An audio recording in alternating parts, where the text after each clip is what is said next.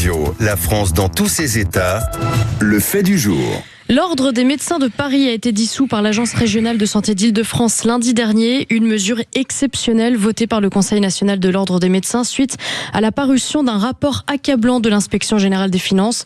On en parle aujourd'hui avec Martin Blachier, médecin et auteur des 12 travaux d'Hippocrate aux éditions du CERF. Bonjour. Bonjour. Bonjour docteur, merci d'être en présentiel dans le studio aujourd'hui sur les ondes de Sud Radio. Je disais, et je peux pas toujours tout savoir, je savais qu'il y avait un ordre national des médecins, je ne savais pas qu'il y avait ensuite un ordre départemental, ce que vous nous avez appris, et notamment à Paris, l'ordre des médecins de Paris. En deux mots, comment cela fonctionne? Pourquoi y a-t-il un ordre des médecins départemental à Paris? C'est la fonction de l'ordre des médecins, c'est en fait que les médecins s'autorégulent les uns les autres. C'est-à-dire que chaque médecin va surveiller si son confrère agit de façon déontologique. Et donc, si jamais il y a un médecin qui n'agit plus de façon déontologique, en fait, les médecins, quelque part, vont faire leur justice eux-mêmes. Donc c'est une justice parallèle qui est dite une justice ordinale, qui est parallèle au pénal, au civil. Et là, ce qui est reproché à l'ordre des médecins parisiens, c'est justement de ne pas avoir rempli ce rôle de justice déontologique, en plus de quelques dérives financières qui sont sorties dans les journaux un peu partout la semaine dernière. Voilà, il y a des accusations plus ou moins de pédophilie, ensuite de malversation. Tout a été passé au crible. Juste pour rappeler, ce qui a été reproché à l'ordre parisien, c'est que malgré des condamnations qui avaient été faites par la justice, donc la justice qui est pour tous les Françaises et les Français, là en fait, suite à ces condamnations, l'ordre n'avait pas en fait empêché ces médecins-là de pratiquer leur médecine. Donc c'est-à-dire que des médecins qui étaient effectivement pouvaient être condamnés pour des violences notamment sexuelles, en fait, l'ordre considérait qu'ils pouvaient continuer à faire leur métier de médecin et que ça posait pas de problème déontologique d'avoir été condamné pour pédocriminalité ou pour viol et de voir encore des patientes ou des patients. Docteur Blachier, est-ce que vous pensez qu'il va falloir passer les 95 ordres départementaux des médecins au CRI pour savoir s'il n'y a pas de raison? Non, mais les Parisiens sont plus méchants que les autres. Non, mais je pense qu'effectivement, on peut questionner à quoi sert cet ordre des médecins. Vous savez, longtemps, la médecine a été restée comme quelque chose de complètement à part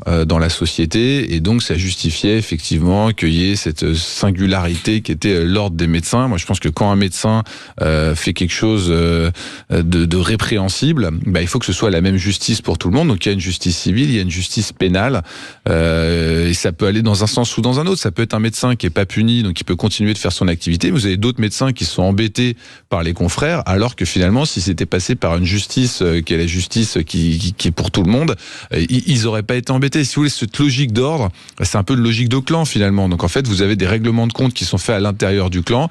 Donc parfois, on peut pencher par trop de laxisme, mais parfois, au contraire, ça peut être un peu trop sévère par rapport à ce qui pourrait être fait ailleurs. Donc c'est vrai qu'on peut interroger cet ordre des médecins-là, d'autant que la médecine va changer dans les années à venir.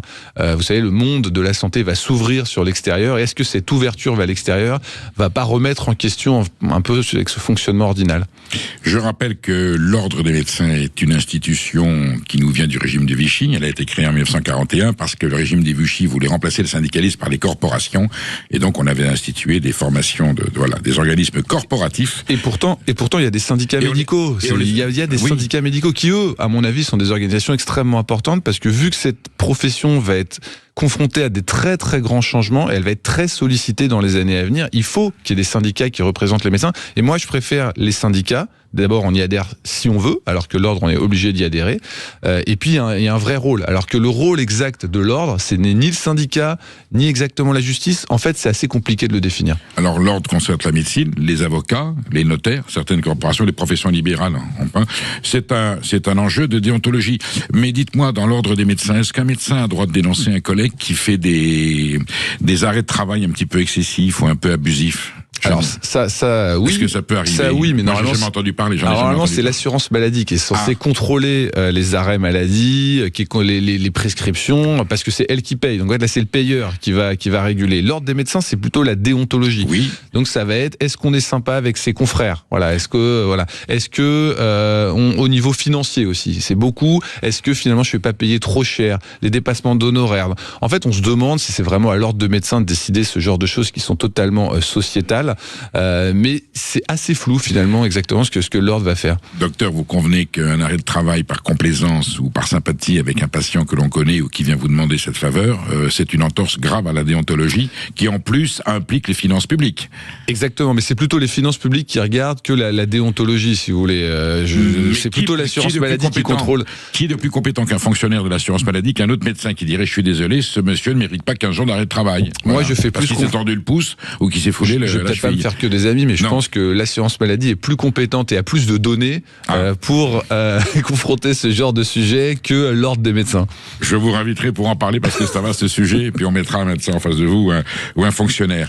Ça veut dire quoi cette dissolution? Qu'il va y avoir un nouvel ordre qui va être reconvoqué? Là, ils vont devoir réélire un nouvel ordre, mais ça va sans doute être un changement de génération. Parce que vous savez, c'est des choses qui sont, voilà, c'est quand même des liens un peu de l'entre-soi quand même, l'ordre des médecins. Donc il y avait un ordre des médecins qui était présent à Paris depuis un certain nombre d'années. Donc c'est probablement une génération qui va s'en aller, qui va être remplacée par une nouvelle génération qui aura une autre façon de voir le rôle, parce qu'en fait on se donne un peu le rôle qu'on veut aussi, le rôle de cet ordre de médecins, donc de la confrérie en fait des médecins qui doit s'assurer que ce qui est fait est en ligne avec la déontologie médicale. Ils sont désignés comment?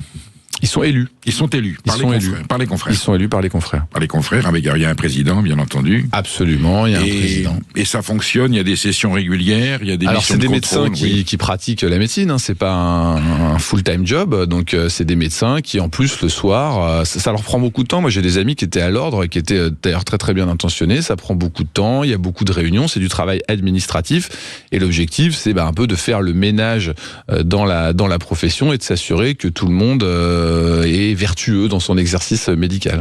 Est-ce qu'un patient frustré ou pas content peut faire convoquer son médecin traitant par le Conseil de l'ordre en disant il m'a mal soigné ou il m'a demandé trop d'argent ou enfin bon voilà ce genre.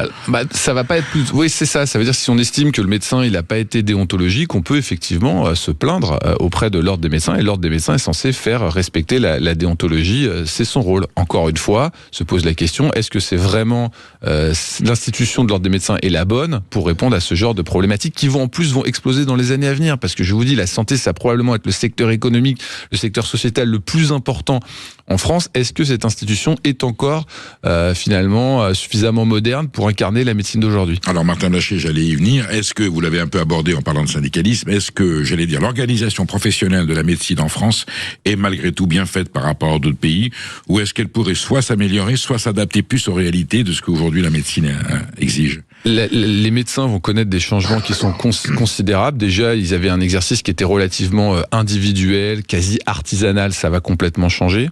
La façon dont la santé va être financée, je suis persuadé, va changer dans les années à venir et ça va venir beaucoup plus vite que ce qu'on croit. Le travail en équipe, qui était quelque chose qui était assez peu présent, c'était un exercice assez individuel, va se développer et les gens vont plus consommer la santé de la même façon que ce qui se consommait avant. Donc je pense que l'ordre des médecins, à mon avis, appartenait un peu à l'ancien monde et le nouveau monde, à mon avis, c'est des choses qui vont être un petit peu plus professionnelles et je pense que les syndicats, quelque part, sont beaucoup plus adaptés aux problématiques de demain que ce qu'est l'ordre des médecins aujourd'hui. Un peu plus professionnel avec ces nouveaux paramètres que vont être la télémédecine, l'intelligence artificielle. Il peut y avoir une médecine malgré tout. On voit bien des téléconsultations. Alors je reconnais que c'est un progrès surtout dans les déserts médicaux.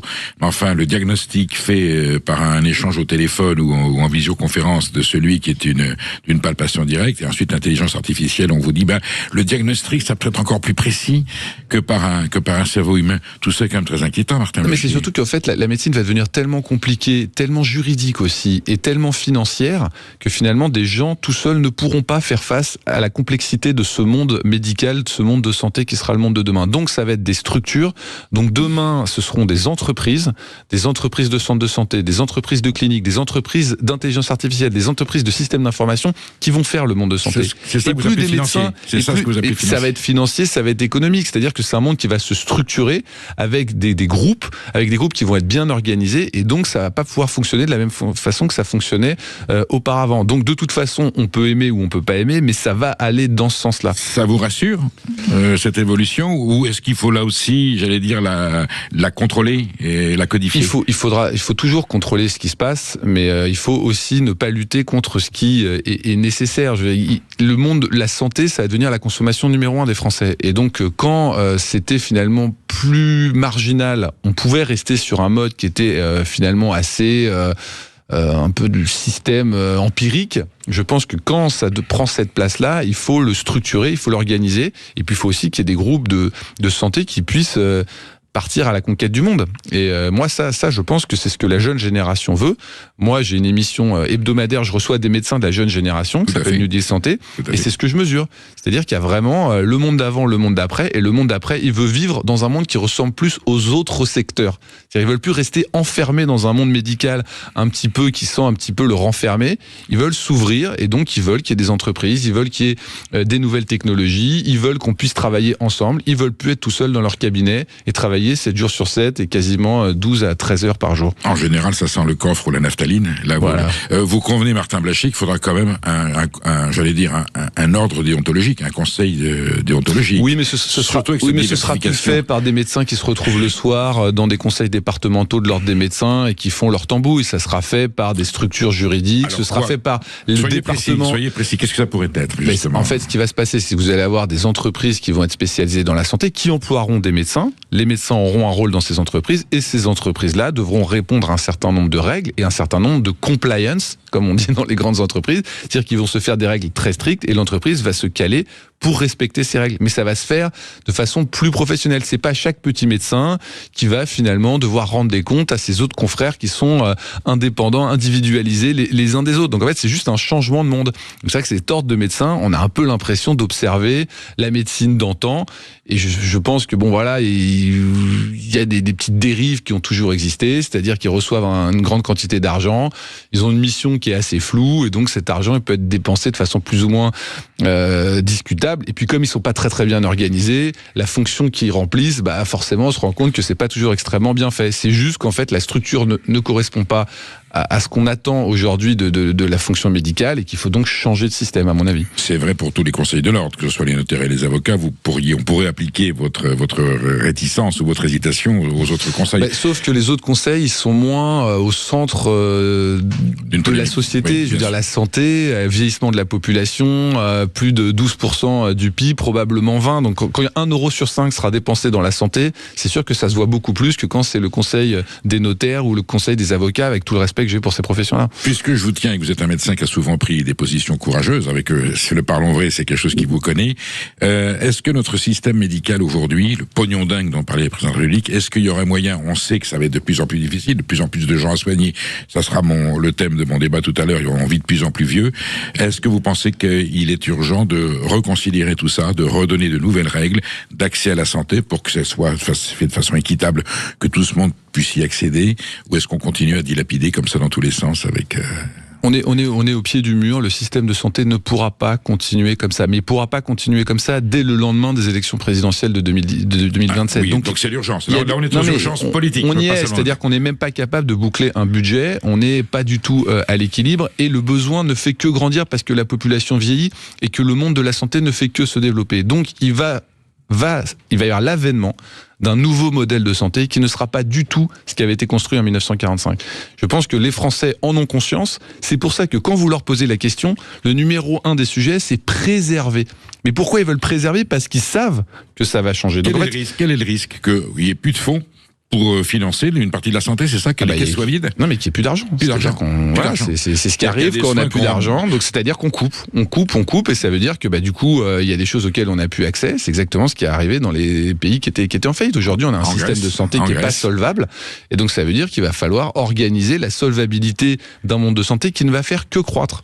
Ça veut dire des maladies pas totalement remboursées et des soins plus appliqués parce qu'on considérera que ça c'est pas prioritaire. Ça veut dire qu'on n'aura plus d'argent pour payer les médecins, du coup que les médecins ils seront pas là, et que les gens seront malades, ils chercheront des médecins et ils seront pas là parce qu'on n'aura plus d'argent pour les payer. Et les médicaments très chers aussi. Les médicaments, on n'aura plus les moyens de les acheter, du coup ils seront plus accessibles en France, il faudra aller les chercher pour ceux qui en ont les moyens dans d'autres pays. Donc effectivement, à vous entendre, il y a urgence à prendre des décisions politique courageuse concernant la santé. Il y aura des décisions qui seront prises. Après, on verra si c'est fait de façon transparente dans un débat public où on dit les choses, ou si ce sera fait comme d'habitude par des petits ajustements sans que personne s'en rende compte, pour surtout pas affronter le débat qui, à mon avis, le débat des 20 prochaines années. Merci, docteur Martin Blachier, d'avoir été en direct sur Sud Radio. Et je rappelle le titre de votre ouvrage, les 12 travaux d'Hippocrate.